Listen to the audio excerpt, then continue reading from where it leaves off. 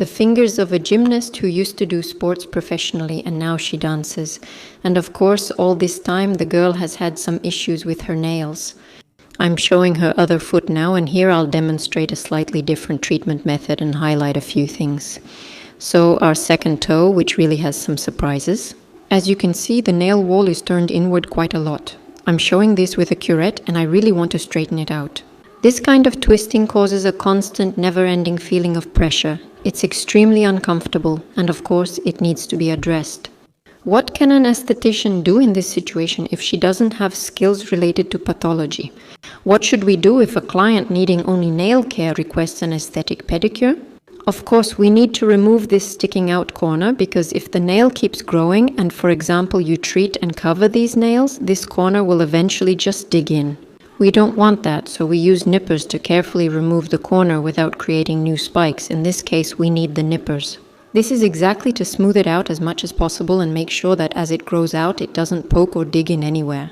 Next, use a curette to check for a subungual callus or any thickening. Right now in the video, you can clearly see that there is a buildup of thickened skin under the nail. It's a bit rubbery and slightly stretchy.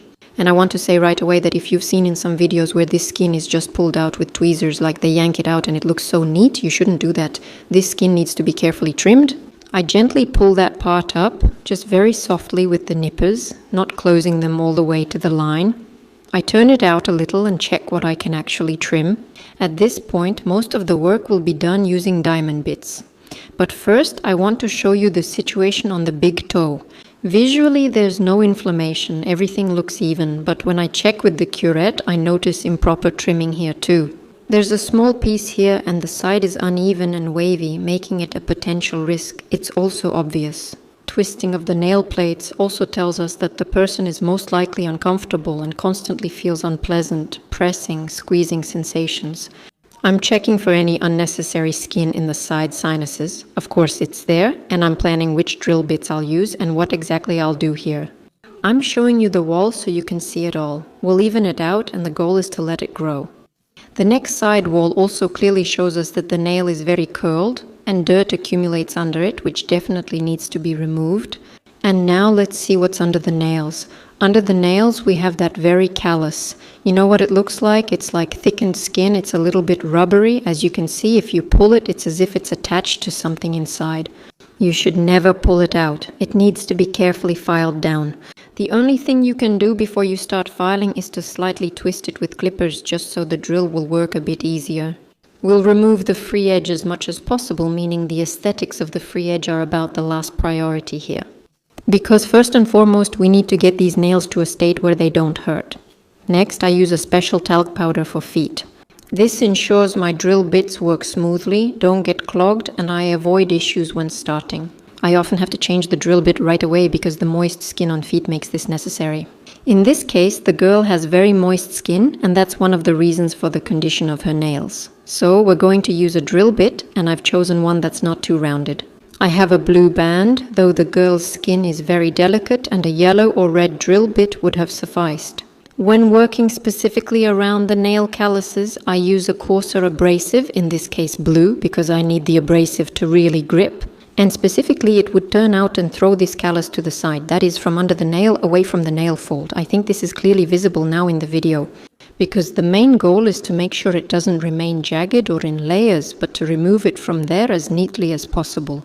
Most importantly, ensure the person isn't left with a hole.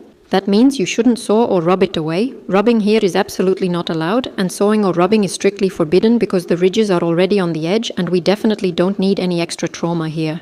It's already uncomfortable and unpleasant for her as it is. And of course, the goal is to make the procedure as gentle as possible, and most importantly, to make sure she's not afraid to come to podiatrists in the future. I believe that the client's overall condition is a very important point. Fortunately, the young woman was aware and said she watches my videos. It was great to see they're helpful to people. Here I'm showing you what our edge looks like. See, now it's even and smooth. I don't remove it completely because I want to put a tamponade there. But still, as you can see, we have a small hole and a dent left from the nail wall. Now let's look at the second wall, which also has a noticeable wave. I'll treat it the same way as the first one. I also want to emphasize that you should never press the drill bit directly onto the nail. Because if you touch the nail plate with the drill bit itself and the bit has a very strong abrasive, after all it's a blue one, it really files very well. Unlike the yellow one, which works slowly, these touches quickly thin the nail's side wall. And this in turn will definitely cause it to curl even more, so be careful. And in general, if you suddenly notice lateral onycholysis, it is very often the result of simply overfiling the nail wall, which is usually caused by incorrect placement of the diamond bit. So please be alert and control your actions.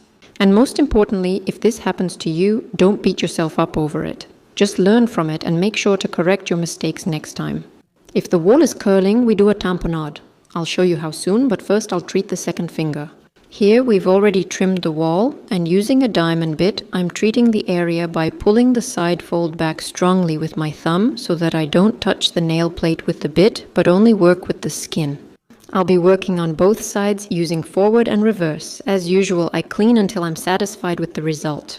But remember, the main thing is not to get carried away because we don't need any extra holes. We already have the ones we have. After treatment, remember this is for side fold care, not an aesthetic pedicure. I sprayed everything with antiseptic and now I'm going to place the tamponade. This is a special material. I took a very thin capolin and now I'll carefully arrange it. I specifically left the entire tamponade placement process for you to see, because I want to convey its essence and meaning. The point isn't just to stuff a piece of cloth into the side roll. The idea is that using a curette, you tuck this cloth under the nail. And with this manipulation, we separate the nail wall, isolating it from the skin, and this will prevent friction.